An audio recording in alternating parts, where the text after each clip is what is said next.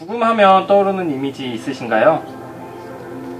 죽음하면 슬픔, 애로움, 두려움, 아쉬움이죠. 장례식장? 허전한 느낌이에요. 생명이 있는 존재라면 누구에게나 공평하게 찾아오는 죽음. 대부분의 사람들은 죽음은 아직 먼 일이라고 애써 외면하며 분주한 일상 속으로 들어갑니다.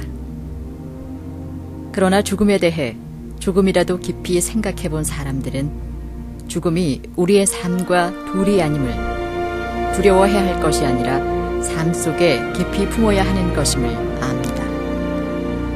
또한 죽음에 대한 성찰과 반성을 통해 주변 사람들을 더 사랑하게 되고 더 나은 삶을 살아갈 수 있었다고 말합니다. 이기적인 마음을 좀 버리고 이타적인 마음을 가졌을 때 그나마 내가 행복한 삶을 살았구나. 그런데 지금으로부터 92년 전 대종사님의 구인 제자들에게 삶과 죽음에 대해 일생일대의 결정을 내려야 하는 사건이 일어났습니다.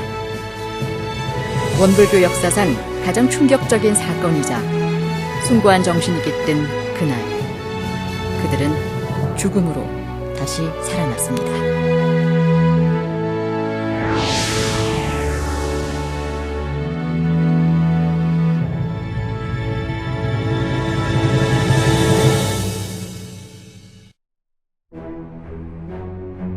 아홉 명의 사람들이 자신의 목숨을 스스로 버리려 하고 있습니다.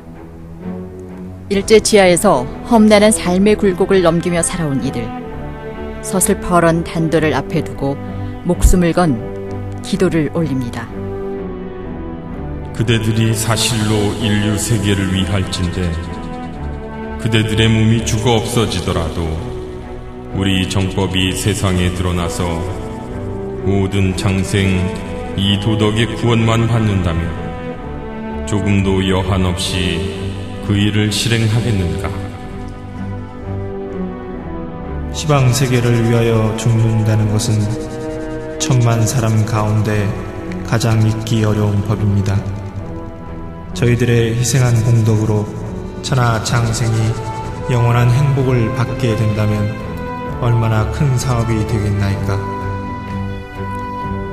누군가의 소중한 아들이자 한 여인의 남편이자 아이들의 아버지인 그들이 큰 뜻을 위해 가족과 재산과 단 하나뿐인 소중한 목숨을 놓아버리려 한 것입니다.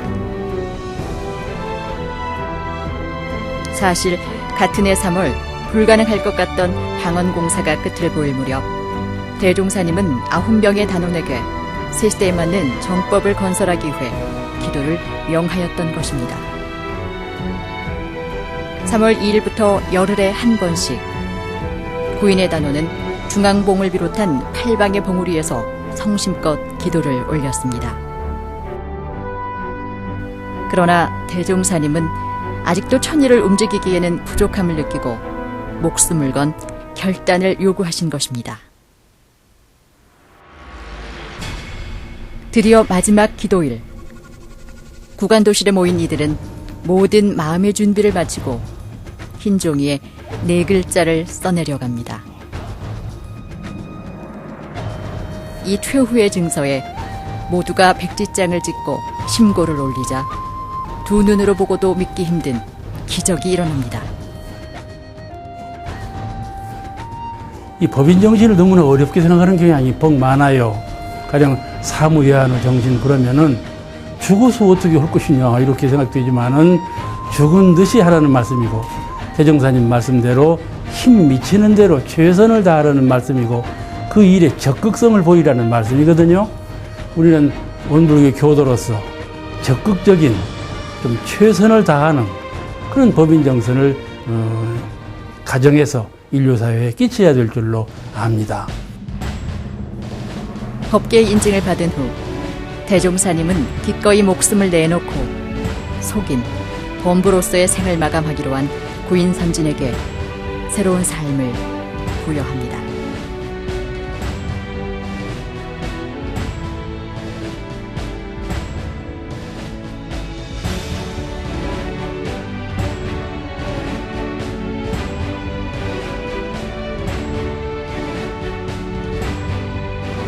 과거 이름은 세속의 이름이요 사사 이름이고 법명은 공명이라고까지 말씀하셨습니다.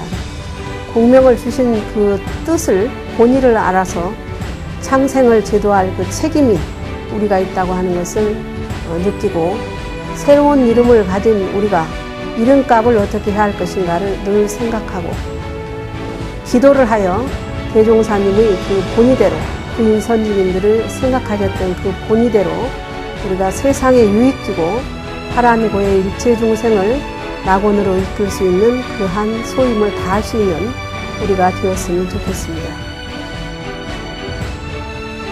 9명의 선지님이 새 이름을 받고 다시 태어난 것과 같이 원불교 교도가 되면서 받은 우리의 법명 역시 교도가 되면 누구나 당연하게 받는 그런 것으로 여겨서는 안 됩니다. 오랜 수행 끝에 얻은 법호는 더욱 그렇습니다. 새 이름 주신 거에 대해서 감사하고 새 이름에 걸맞게 국가와 국민을 위해 헌신하는 삶을 살 수 있도록 열심히 살겠습니다.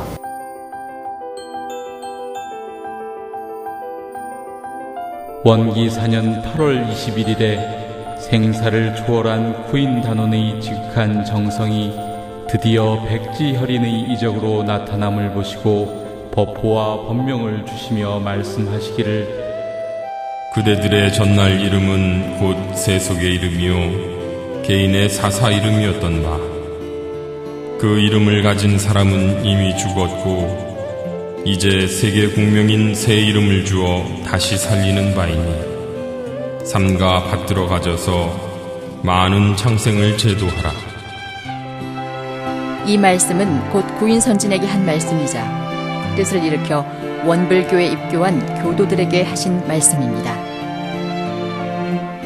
속세에 찌들었던 이전의 자신은 죽이고 대종사님과 구인 선진처럼 새로운 사람으로 다시 태어나라는 의미인 것입니다.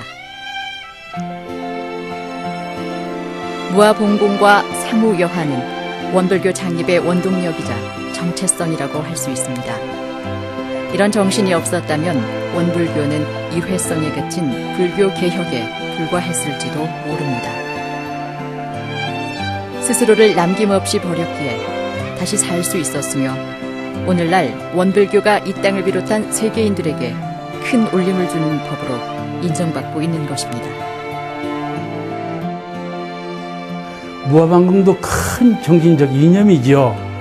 그러나 무아방공을 그렇게 어렵게 생각하면 할 수가 없어요. 우리는 낮은 자리에 있을지라도 없는 무슨 재산도 없고 아무것도 소유하지 않는 그런 입장에 처해 있을지라도 정신적으로 빈곤할지라도 육체적으로 갖춘 것이 없다 할지라도 그러나 그 자리에서 그 위상에서 얼마든지 무아봉공을 할 수가 있는 것입니다. 모든 사람은 그 시대에 그 때에 맞게 그 처소에 맞게 누구나에게 무아봉공을 할 수 있는 기회가 와져 있다고 생각을 해요. 우리는 구인 선진과 죽음에 대한 깊은 성찰을 통해 나 자신과 주변 사람을 사랑하게 되고 더욱 신실한 종교인으로서 거듭날 수 있는 것입니다. 다시 죽음을 되돌아봅니다. 삶이 고단해서 생계 문제가 힘들어서 타인의 괴롭힘으로 현실에서 벗어나기 위해 누구나 한 번쯤은 죽음에 대해 생각해보곤 합니다. 죄악의 선택을 하는 사람들이 많아지면서 커다란 사회적 문제가 되고 있지만 대부분의 사람들은 내 가족과 소중한 인연들을 생각하고 부모가 주신 생명의 소중함을 되새기거나 종교적인 만남을 통해 마음을 다잡으며 다시금 힘을 내어 오늘의 삶을 살아갑니다. 그러나 원불교 교도인 우리들은 또다시 법인절을 맞이해 조금 더 깊은 마음을 내어봅시다. 삶과 죽음마저 초월해 새 회상을 열어준 대종사님과 선진님들께 감사하고 진리를 소중히 하는 마음을 주신 법신불 사은님께 참된 마음을 내어 스스로를 더 단단한 신앙인으로 거듭나게 하는 것입니다. 원불교 100년 성업을 맞이하며 우리는 많은 이들에게 선진님들의 숭고한 뜻이 널리 전달될 수 있도록 교화 대불공에 다 함께 힘쓰는 일입니다. 이제 다시 우리 스스로가 대종사가 되고 고인 선진이 되어 목숨을 걸고 창생을 구제하기로 결심했던 그때 그 마음이 되어봅니다. 우리들 각자의 마음에는 능히 천일을 감동시킬 요소가 있고 각자의 몸에 또한 창생을 제도할 책임이 있음을 고요하게 되새겨봅니다. songs